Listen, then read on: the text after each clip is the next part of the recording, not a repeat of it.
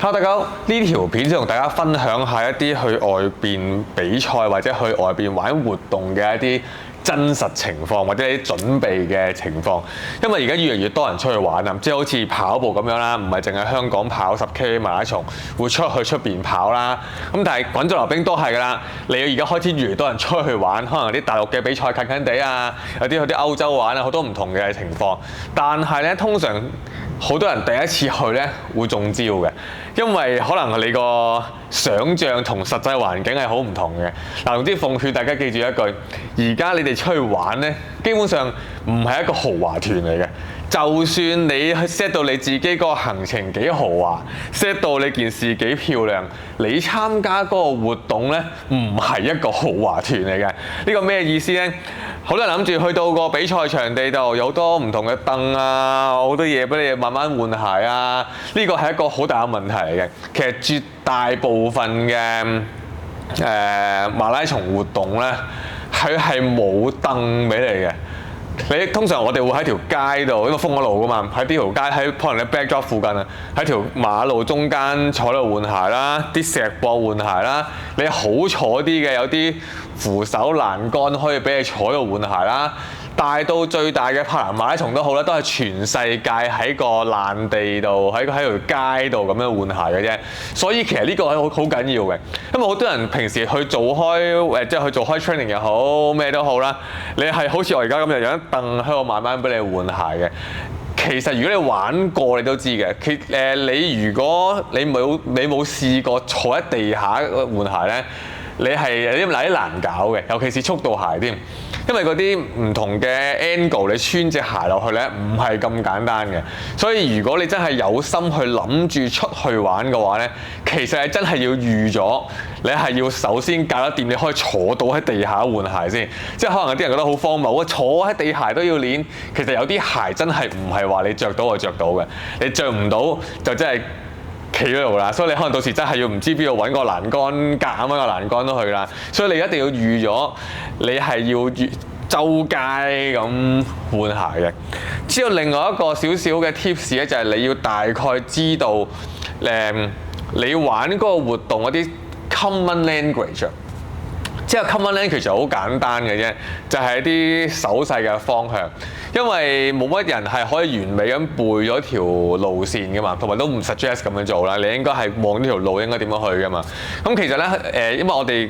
踩呢個滾軸溜冰咧，有比跑步多少少麻煩嘅，就係你唔係咁容易減速啦，同埋你一轉彎啊或者地下啲坑渠啊或者啲人炒咗喺地下，嗰啲對後邊嚟緊嘅人影響係大嘅。跑步唔係話冇影響，但係你容易 handle 到嘅，即係你見到前邊轉右，你可以突然之間轉右。咁但係滾軸溜冰踩緊嗰時，你如果前面突然之間先轉彎，你可能轉唔切㗎嘛。所以大部分人出到去玩咧，都有個 common language 咧，就係你會打手勢嘅。呢個可能你真係要習慣下嘅。大部分人都係會前面準備轉咗，佢就會就嚟到之前就會企起身，一路咁樣打手勢，話俾後邊啲人聽前面條路準備轉咗啦。因為你未必睇得到嘅。如果條主車群見到慢慢轉嘅見到啦，但係如果真係開始散嘅話咧，後邊啲人散晒咧，你唔知會轉緊彎㗎，所以你就會通常啲人就會打手勢，好似揸車打燈咁樣話俾人聽，去準備轉彎啦。下個係彎位嚟嘅，轉左或者轉右。咁咧，但係你手指嚟指去咧，其實仲有個少少唔同嘅。如果係指住上邊，即係咁樣嘅，通常就係話俾人聽要轉彎啦，轉左或者轉右啦。但係如果地下有啲嘢，譬如爛地啦、坑渠啦、爛到個窿啦，或者你會見到人炒咗前面有啲障礙咧，總之就有啲嘢你要留意咧，佢都係會指嘅，但係會指落地下嘅，即係佢會俾後邊話俾你聽，喂，呢度有嘢，所以你要睇清楚究竟佢係咁樣啊，定係還是指住地下，兩件事嚟嘅。即係佢咁樣指住地下咧，佢同你講，喂，前邊呢度有啲嘢發生喎，你自己睇路啦嚇。咁樣咧，指住中間上邊咁咧，就係話俾你聽準備轉彎嘅。所以你要大概知道呢啲手勢咧，你就人哋幫你之餘咧，你可以幫下你後邊嗰個。咁當然啦，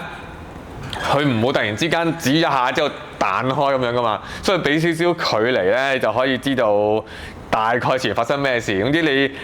見到人指住地下嘅，你係睇好啲避；見到人轉彎嘅，你係準備定去轉左。OK， 即係譬如你轉彎唔叻嘅，你咪可能飛外少少，準備轉左啦，你咪飛右少少，慢慢將個彎放大啲咯。人哋指住地下嘅，有坑渠嘅，或者有人炒咗嘅，你咪早啲褪埋一邊，咁就可以避過去啦。所以呢啲common 嘅即係 common language 啦，你係真係要好清晰咧，咁你就可以避免咗好多意外啦，或者可以幫到你附近嘅人啦。所以就係咁啦。同埋記住咧，如果你真係出去玩呢啲活動咧，就盡量唔好喺條路度突然之間揼 break， 即係無論你用 T-stop 好、葫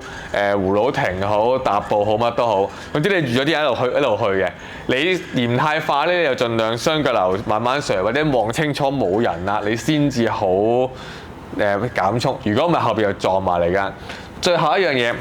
就係咧，你要慣性，如果你唔係最快嗰啲人，你係喺度玩嘅人，而家你參加緊一個比賽咧，你要記住，當你出咗去一個散啲嘅環境之後咧，就褪埋一邊先，因為而家好多比賽咧都係要兜圈嘅。以前柏林就一條路過啦，你唔會同啲快嘅 overlap 到啦。但係而家好多比賽都中意臨尾係會兜圈。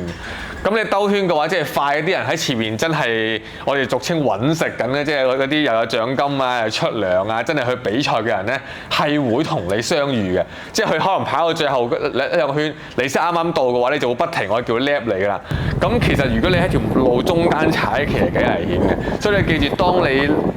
散咗啦，你自己附近冇乜人啊，或者開始少人啊，歸埋條路邊度踩，咁你就會安全少少，你又唔會影響到佢，你又之後佢又唔會撞到你，因為嗰啲揾食嗰班咧就真係有咩事就照撞㗎啦，因為佢真係扯緊嘅，同埋有陣時佢唔係真係想撞你，想擁你嘅，佢喺度衝緊。其實我哋平時比緊賽嗰啲係踩咗40幾50 kilo 嘅，耷低頭喺度踩緊，原來突然之間你喺條路中間出現咗咧，佢真係反應唔切就撞埋嚟㗎。所以記住盡量，如果真係慢啲嗰啲咧，就盡量行埋一邊，咁啊大家玩得開心啲。OK， 好啦，分享喺度，得閒就自己練下坐喺地下換鞋啦。OK，拜拜。